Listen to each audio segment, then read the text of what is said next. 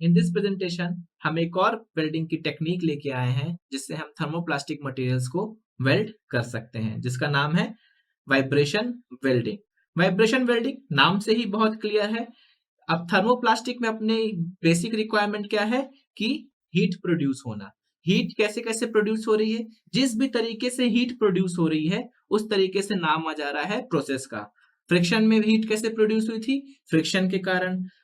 Ultrasonic में heat कैसे produce हुई थी, अल्ट्रासोनिक वेव्स के कारण। अब वाइब्रेशन वेल्डिंग में कैसे प्रोड्यूस होगी, वाइब्रेशन के कारण। इसमें क्या होता है, जो इस वर्क पीस को अपने को ज्वाइन करना रहता है, उन वर्क पीस को अपने क्या करते हैं, एक सर्टेन वाइब्रेशन देते हैं। वाइब्रेशन देने के कारण क्या होता है, एक दूसरे के अगेंस्ट वो वाइब्रेशन मूवमेंट करते हैं।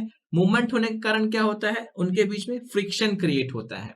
अब फ्रिक्शन जो क्रिएट हो रहा है उसके कारण क्या होगा, दोनों में हीटिंग आएगी, फ्रिक्शन के कारण हीट जनरेट होगी। हीट जनरेट होने के कारण क्या होगा, दोनों में सॉफ्टनेस आएगी, दोनों मटेरियल सॉफ्ट होंगे और फिर उनको अगर प्रेशर से अप्लाई किया जाएगा सॉफ्टिंग कंडीशन में तो उनके बीच में जो क्रॉस लिंकिंग है मॉलिक्यूल्स की वो स्टेब्लिश होगी और वो जॉइंट क्रिएट कर देगी। एक बात ध्यान देने वाली बात यह है कि जब हीटिंग कंप्लीट हो जाए और जब आप लोग प्रेशर अप्लाई करें तब वाइब्रेशन को हम लोग क्या करेंगे, स्टॉप कर देंगे और उसको कूल होने के लिए छोड़ देंगे। और जब कूल होकर प्रोडक्ट अपना निकल के आएगा तो वो क्या होगा, एक स्ट्रॉन्ग जॉइंट क्रिएट करके लाएगा।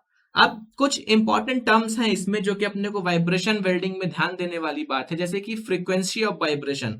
इसमें कितनी फ्रीक्वेंसी का वाइब्रेशन होता है, इसमें जनरली 100 to 500 फ्रीक्वेंसी का हर्ट्ज की फ्रीक्वेंसी का वाइब्रेशन जनरेट होता है। और इसमें एम्पलीट्यूड जो होता है वो किस रेंज का होता है, 0.5 to 5 mm का एम्पलीट्यूड ऑफ वाइब्रेशन होता है इस प्रोसेस में। अल्ट्रासाउंड में कितना होता था, फ्रीक्वेंसी जो होती थी वो कितनी होती थी, अबव 20,000 हर्ट्ज। और जो एम्पलीट्यूड था वो कितना था, बहुत ही कम था, लेस देन 0.5 mm। इसमें ये इसकी फ्रीक्वेंसी है और ये इसका एम्पलीट्यूड हो गया।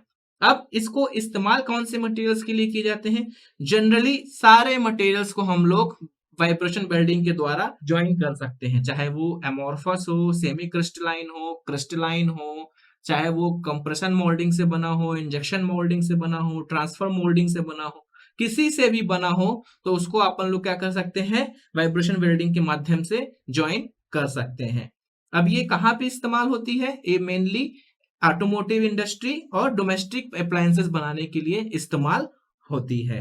अब इसके एडवांटेजेस क्या है, इजीली ऑटोमेट हो जाती है, ये ऑटोमेशन इसमें बहुत इजी है, प्रोडक्टिविटी इसकी अच्छी है।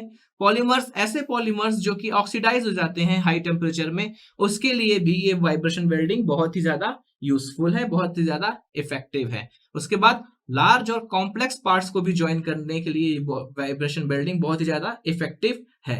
अब एडवांटेजेस हैं तो डिसएडवांटेजेस के क्या है, पहला डिसएडवांटेजेस, अब वाइब्रेशन हो रहा है, वाइब्रेशन होने के कारण क्या है, स्ट्रेस क्रिएट होगा। स्ट्रेस क्रिएट होगा तो पार्ट्स की कुछ मिनिमम रिजिडिटी होनी चाहिए। अगर पार्ट्स एक मिनिमम रिजिडिटी नहीं हुई ना तो पार्ट्स क्या होगा, वाइब्रेशन के कारण वैसे ही टूट जाएगा, वो फेल हो जाएगा। तो इसमें क्या है, एक लिमिटेशन है कि जो कि मिनिमम रिजिडिटी होनी चाहिए। ये थोड़ा सा एक्सपेंसिव इक्विपमेंट इसमें लगते हैं, ये दोनों इससे क्या है, एक लिमिटेशन है। तो हमने देखा कि वाइब्रेशन वेल्डिंग क्या है, नाम सारे वेल्डिंग के नाम से ही क्लियर है। और नाम ये कैसे पढ़ रहे हैं, depending upon the source through which heat is generating between the parts to be joint. Heat कैसे जनरेट हो रही है, कौन से सोर्स से, किस माध्यम से हीट जनरेट हो रही है, उसके बेसिस में ये सारे वेल्डिंग्स अपने को देखने को मिल रही हैं। तो ये आपका देखा vibration welding. Thanks for paying your attention.